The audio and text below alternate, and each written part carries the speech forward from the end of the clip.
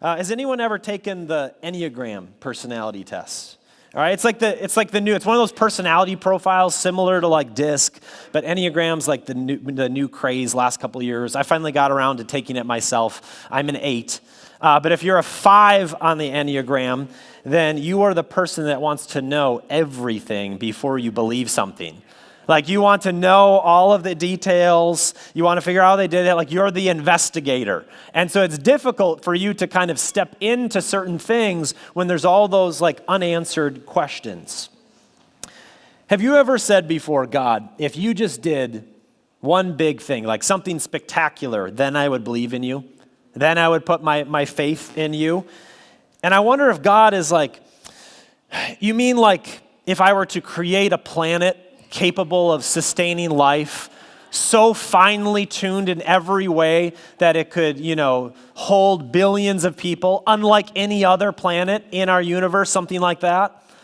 Or if God's like, what about if I were to, give you 2 cameras on the front of your face, 576 megapixels each, that links to a 3,000 gigahertz memory processor, and like your eyes and your brain? Or have you ever thought about how your brain is so much more powerful than your mind?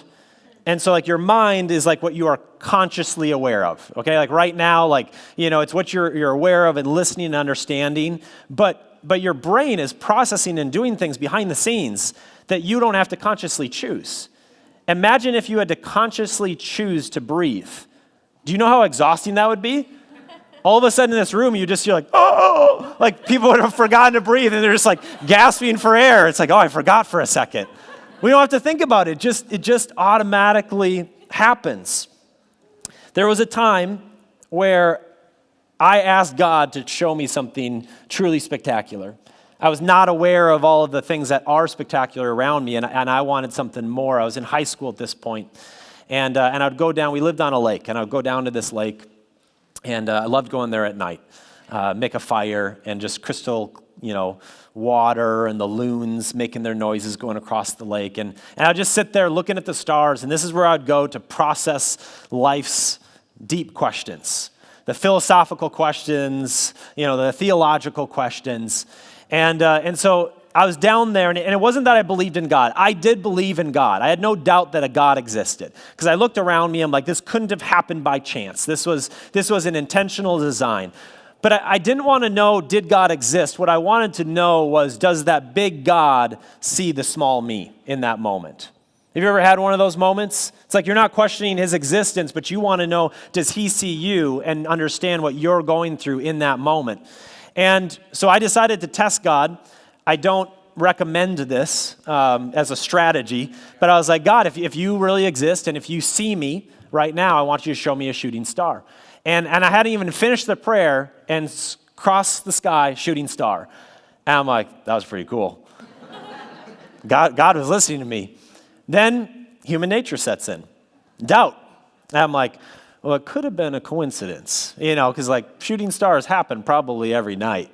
And, so then, again, don't recommend this strategy. I decided to double down. I'm like, I was like, God, if you're really watching this moment, I think you can do better. And then there was just this deep and dark silence for like 30 seconds. And then I started being worried about lightning hitting me instead of like what was going on in the sky. And so there was like this long pause, and I'm like, I don't think I was supposed to pray that. And then it wasn't like a shooting star. This was like a meteor. Like a meteor was like began burning across the sky. Like it was moving slowly, and it had this like red and orange and yellow flames streaking across. And it was one of those moments that was a complete faith builder for me, because it was that moment that I knew a really big God saw exactly what one human was doing down by the lake, asking deep theological and philosophical questions.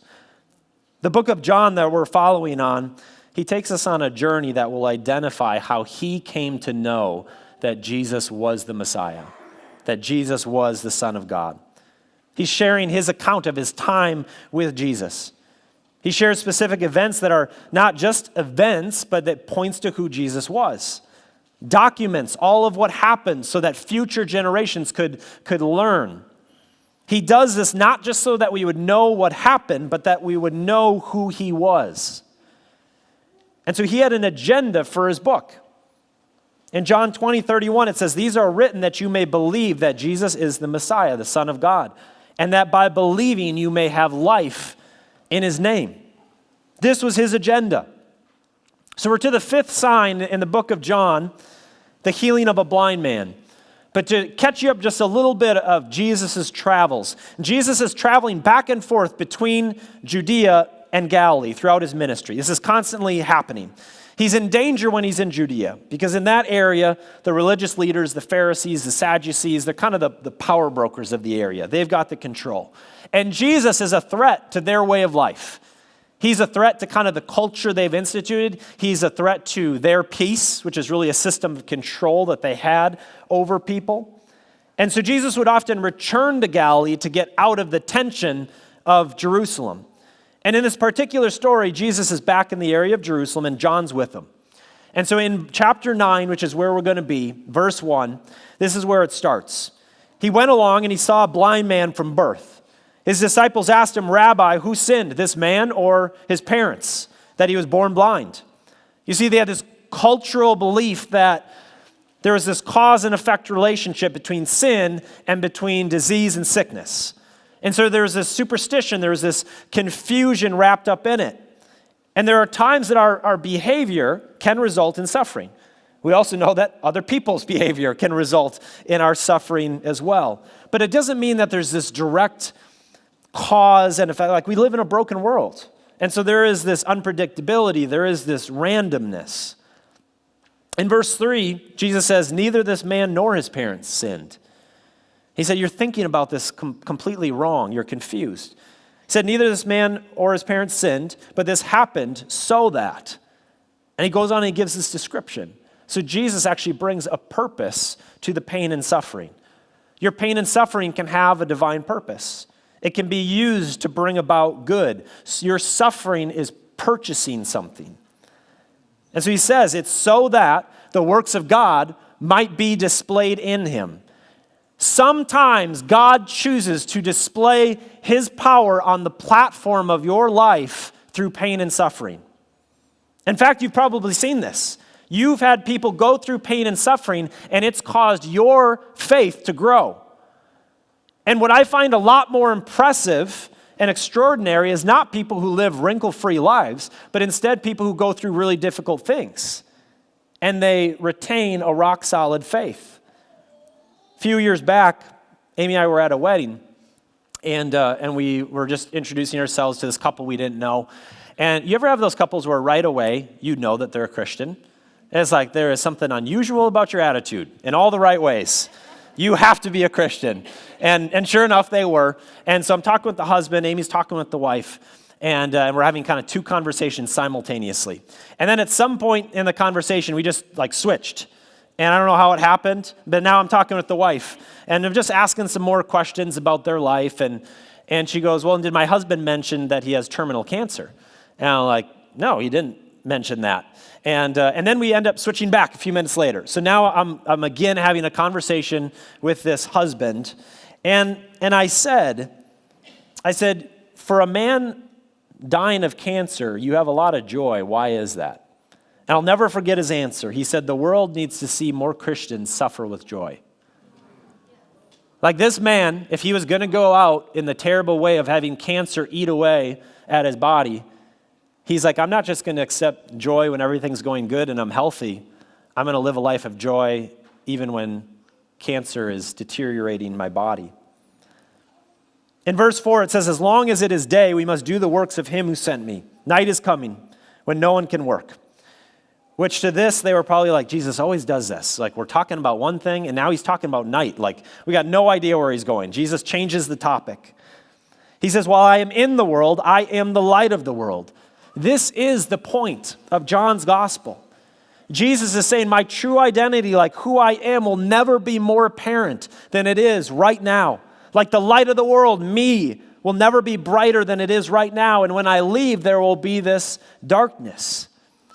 And what this needs to do is it needs to shift this identity in you and I, because the light of the world that was here in Jesus, he left. And in his absence, you and I are supposed to be that light. Like, we're supposed to have the Holy Spirit in us, so wherever we go, whether we're at the grocery store or at a wedding, people look at us and they're like, there's something unusual about that person. They have this sense of hope. They've got this faith. They've got this joy. I don't know what it is, but there's something about them. It's like this light that I'm drawn to. And sometimes people don't like light. Like, have you ever been sleeping and then someone like pulls the drapes up and the sun comes in and you're like blinded? It's uncomfortable right away. And so when someone has been spiritually asleep for a long time, that's okay. They interact with you. You might be a little bit much, but give them a second, all right? Their eyes will kind of wake up. Their spirit will stir. And after a little bit, they're just going to be drawn in the same way that after you wake up a little bit, you just go to the window and you just want to experience the light and you just look out through the window. They're going to have that same experience of experiencing God through you. The same spirit that lives in Jesus is the same spirit that lives in you. This is where the story gets interesting. Verse 6. After saying this, he spit on the ground, made some mud with the saliva, put it on the man's eyes. That's an interesting method. There's stories like this. I wish I had more details. How much did he spit? Did he ask the man first? Like the blind man, like it's like, hey, do you want to see? And all of a sudden you just hear like all these noises going on. You're like, I don't know where this is going. He's like, this is an odd event. I also like, how was the mud applied? Like, did he just kind of throw it? You know, like, or was it like more like kind of in the hand, like really pushing it into the eye socket? I don't know. These are all the details I want to know about. There's just not much there. Verse 7, go, he told him, wash in the pool of Siloam. The blind man walks by faith and not by sight, literally. So do you know what this man did? He did what our Heavenly Father would like for you and I to do. He chose to trust someone he could not see based on rumors. He chose to trust the word of other people. At the end of the Gospels, John tells us that a person is blessed if they believe at the testimony of others. So it's like there's this double blessing for those who have not seen it firsthand. But when the testimony was shared with you, your spirit said that is truth, and you believed in that moment. You didn't ask or require more evidence. You didn't say, I'm not going to believe unless I can fully understand. Your spirit was like, yes, that's true, and you chose to believe. So the man went and washed and came home seeing. He went home. Pretty sure he was a lot more excited on his way back than on the way that he was going there. His neighbors and those who had formerly seen him begging asked, isn't this the same man who used to sit and beg? Some claimed that he was. Others said, no, he only looks like him. But he himself insisted, I am the man. And he looks different because he's walking different. Yeah. Have you ever walked around your house middle of the night? You're trying to get the light switch and you're doing one of these. You're swimming in the dark because you're trying to protect your shins and your knees and your face. And so it's like a very different walk. All your appendages are like out front, trying to like sense the room. Like that's what this man lived in. Yeah. And you can imagine that after walking back from this pool, like I think he was probably walking a little bit different, right? Like guarantee you, like he had some more pep in his step than he did on the way there. And they wanted to know how. They said, how then were your eyes open, they asked. How is it possible? The man they called Jesus put some mud on my eyes. He told me to go to Siloam and wash, so I went and washed, and then I could see. Notice how he left out the detail about the spit and didn't really add to the story. He's like, they're already not going to believe that this happened. Like, I don't think that's going to help. And they said, where is this man? They asked him. He said, I don't know. Remember, Sherlock, I was blind. I didn't see which way he went. Kind of funny. They brought him to the Pharisees, the man who had been blind. So they take him to the Pharisees because that's what you do with people when they have experiences like this. Now, the day on which Jesus made the mud and opened the man's eyes was a Sabbath. When will Jesus learn? He's got to not break the rules on the Sabbath, right? He wasn't supposed to do anything on the Sabbath. Therefore the Pharisees also asked him how he had received his sight. He said, he put mud on my eyes. The man replied, I washed and now I see. Well, this man, he broke the Sabbath too because he washed his face and was healed of blindness on the Sabbath. Some of the Pharisees said, this man's not from God, for he does not keep the Sabbath. Now technically he didn't keep their version of the Sabbath. Big difference, really important detail. Whether you recognize it or not, most of us, we have a God box.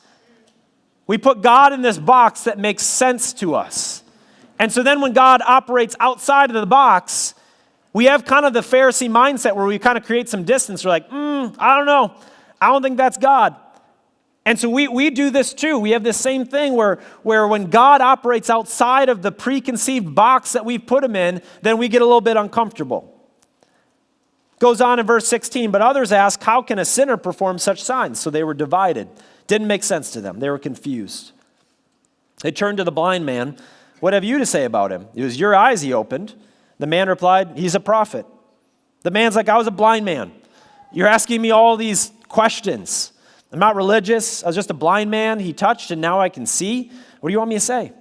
I like the man who healed me, but I don't have answers to all of your investigative questions. In verse 18, they still did not believe that he had been blind, had received his sight, until they sent for this man's parents. So they still think it's some kind of a hoax. They think it's some kind of a setup or scam. And so this man's parents, they get a call from the Pharisees. And probably a little like cause for concern. It's like getting called into the principal's office. Like, the principal leaves you alone if everything's going good. It's when something's wrong that you get like called in. So the parents are a little bit concerned. And we see why in a second. They say, is this your son? They ask. Is this the one you say was born blind? How is it that he can now see? They said, we know he's our son, the parents answered. And we're pretty certain he was born blind. But how he can see now or who opened his eyes, we don't know. Ask him. He's of age. He will speak for himself. And they're like, he's an adult. And so the parents, they're actually distancing themselves a little bit. And the reason why is in verse 22, it says, his parents said that because they were afraid of the Jewish leaders who had already decided that anyone who acknowledged that Jesus was the Messiah would be put out of the synagogue. So they were worried that they would be kicked out, that they would be rejected. They were more interested in acceptance by the religious leaders and the synagogues than who those positions and institutions were supposed to point to, being God. The religious leaders were actually the blind men in this story, blinded by their own preconceived beliefs, blind by their own assumptions that they had. A few weeks ago, we talked about this idea of willful blindness, when there is something to see, but you refuse to look at it. When there's something to discover, but you won't take the time to discover it. And we all deal with this cognitive bias where you only take in information that confirms what you already believe. You reject all other information. You shut it down. You ignore it. You refuse to listen to anything that's outside the context of your belief. Anything that causes you to think or look or see outside of your God box. In fact, it frustrates you almost immediately when someone challenges your point of view or your idea. The second time they summoned the man who had been blind. Give glory to God by telling the truth, they said. We know that this man who healed you is a sinner. And so basically they're giving him leading questions. They're like, say that this man had nothing to do with it. Give glory to God. This man can't because he's a sinner. He's a rule breaker. He does stuff on the Sabbath. Sinners can't perform such a sign. The man replied, whether he's a sinner or not, I don't know. I love the simplicity of this man's story, like his testimony. He's like, I don't know. I just met him. Heard of him maybe. I don't know about all the things that you're talking about. He didn't need to understand everything to believe something. You don't have to know how everything worked out. You don't have to understand everything before you believe in anything. And I get it. You don't want to believe a lie. And we do. We need discernment. I'm not saying just believe everything you hear. But there is something, again, where your spirit, like you'll know, your spirit is saying that is truth. But if it's your mind that then is causing that discomfort, at times you need to tell your mind to shut up. And you need to say yes to that thing in your spirit that is causing you to say, this is true, this is real, this is something that I need to step deeper into. Because we don't hold the same standard of this requirement for proof in a lot of other areas of our life. Do you believe in love? Can you explain it? Or at some point, did you all of a sudden have this feeling of love in a relationship with another person and you just dived into it and you didn't understand what was going on? You just knew that it was real because you were experiencing it. Do you believe in energy? Should we take turns, 30 seconds, and you have 30 seconds to explain to all of us what energy is and how it works? All of you are like, I don't think I would do a very good job explaining that either. But you believe in it, right? What about consciousness? Some of you, I bet in this room, I bet some of you, you grew up in church. And there was parts of it that you loved, like you loved like the worship and you loved the community aspect and you loved that it was based on hope, which is something that the world never gives you. When was the last time the news gave you hope? They do the exact opposite. And so there's parts of it that you just loved, but then your brain, something in it was preventing you from stepping into something deeper. Like baptism in the Holy Spirit could be an example. You're like, I don't understand it. And so then you just kind of like, that's not going to fit in my God box. I'm just going to keep that outside. And so something caused you, maybe you walked away and maybe you're here and maybe you're stepping back into that. Or maybe there's areas where God's trying to pull you deeper and you've kept him out and you need to actually let him in. You have to understand that you aren't always going to have all of the details before belief. This walk that we have is faith. And so there are things that your mind won't be able to fully comprehend, and it's not supposed to. That's what pushes us to actually trust in God. God is way bigger than the box that you put him in. The man goes on to say, he says, one thing I do know, I was blind, but now I see. And this is the story of millions of Christians. We don't have an explanation to it all. We just know that there was a time in life where we were at the end of ourselves. That we didn't have hope, that we were suicidal, that we were depressed, that we were alone.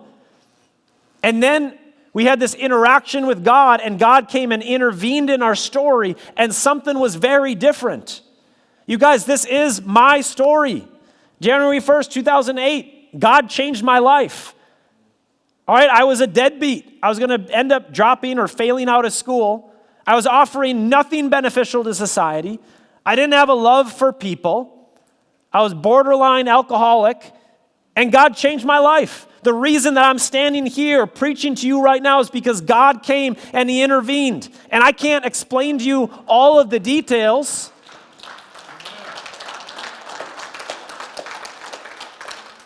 But what I can do is show you the thread.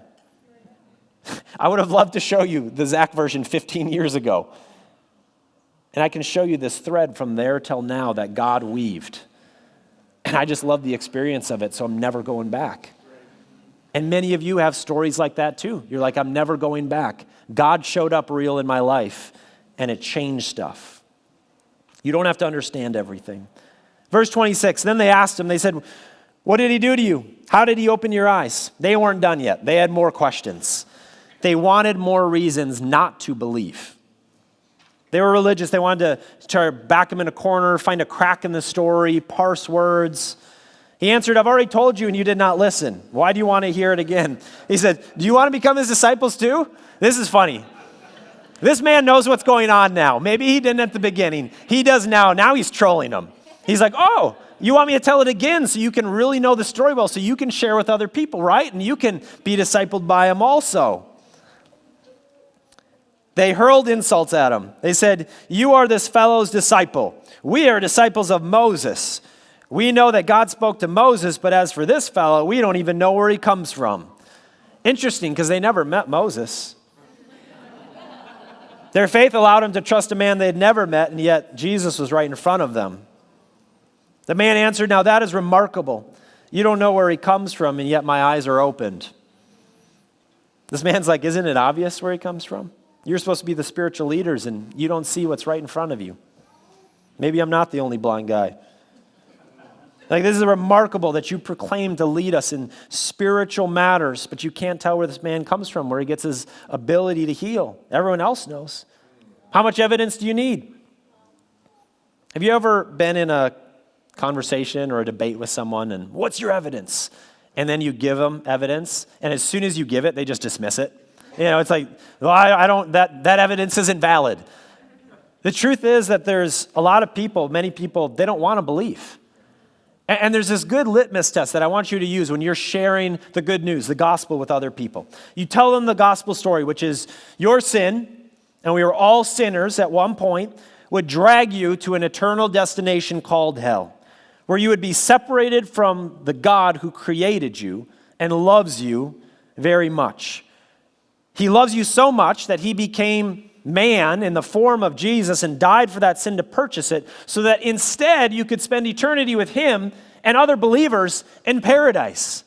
And after sharing that story, you say, just hypothetically, if that were to be true, would that be good news to you? And if they say no, there's nothing you can do to help that person, because they're living in rebellion.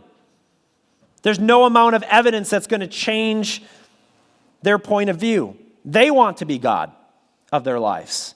And so they will deny no matter how much evidence is before them.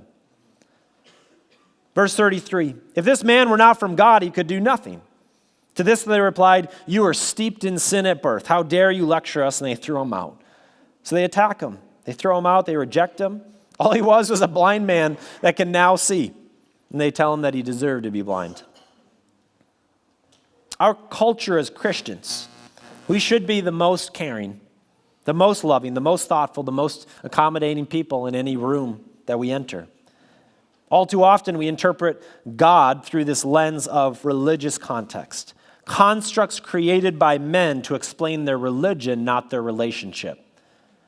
And I want you to notice, even when people are asking you about the hope that's in you, do you begin describing your relationship with God, or do you begin describing your relationship with Bethel's Rock Church? I think it's pretty clear which one should come first. I'd love for you to also, as a pastor of Bethel's Rock Church, I'd also love for you to share that side too, but not first. Because what we're doing here is not this religious, hey, we're building a church, here's who we are. No. First comes who he is. And so that's the thing that we share first. That's the foundation of what it is that we're doing. We should be so excited about creating a context for people who are far from God to grow closer to him. Like, it should excite us to connect people to God. And I think sometimes what happens is we've created this comfort zone in here, this echo chamber where we come in together and we're like, other people who believe the same thing as me. And we this is where we come to kind of have like this comfort or this escape. That is not what this is supposed to be. What this is supposed to be is actually we come in here and we train because we're a part of an army. And we get built up. We're supposed to build up one another. And then when we go out, we expend ourselves. And it's exhausting being with unbelievers. All right? It is. It's draining because the thing that's in us is not in them. And so it takes effort on our part. And so we expend ourselves. And then we come back every Wednesday and Sunday and we get built back up so we can go do another week of ministry. So this is not a place for you to simply be comfortable. This is not a place for you to escape from the real world. This is a place to be trained. This is a place to be equipped. Maybe God didn't live up to your expectations of what you thought he was or he should be. Maybe he didn't work in the timing. And so you began to create this God box. And you're like, well, the God that I know didn't operate in this way. Maybe God's a whole lot bigger than your itty-bitty God box. Maybe God's a lot bigger than you thought he was. Maybe he's a lot bigger than you were taught that he was. Maybe you're not actually seeing God, but a sketch of God, a hologram, a God with no substance. Like if I talk about like you describing your relationship with God, if you're like, I don't know where to start, all I would know how to do is describe my relationship with my church. It's a problem. You're actually vicariously living through other people's relationship with God. A God with no substance. A God where maybe you sing and you shout about him, but no one really expects that stuff that we sing about to be true. Like in the songs, like, are you declaring that God is all-powerful, all-knowing, present everywhere, but then you live a life that has no anticipation of that kind of a God ever showing up? Like there's no faith aspect to your life. You only step into the things that you can control, the things that you already believe. It's like, wait, what about all those songs about the really big God that we serve? Will you stand? It's okay to be wrong. All of us have been wrong. We're all growing in our belief system. It's okay to not know. We're learners. We should all be learners. Can we all agree on this? If there is something to be seen, something that should be seen, it is not okay to intentionally look away. Can we agree on that?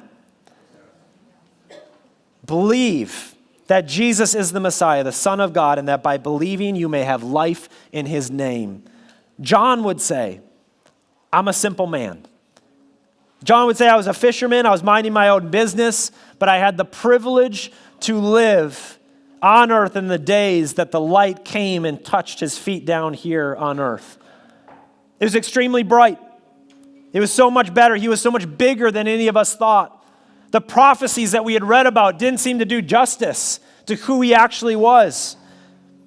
One of those areas that he was so much greater than was his love for people. He loved everyone.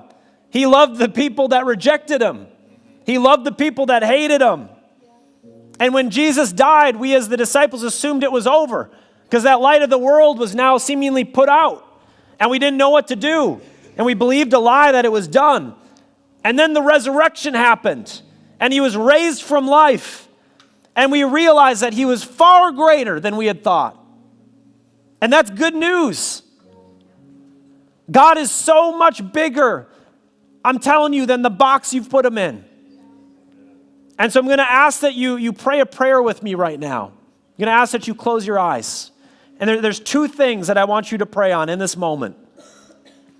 The first one, I want you to pray this. God, if there is any area in my life or worldview where I've boxed you in, I pray that you would destroy it right now.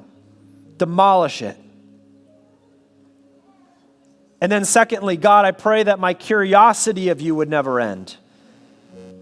That I would desire to know you deeper every day.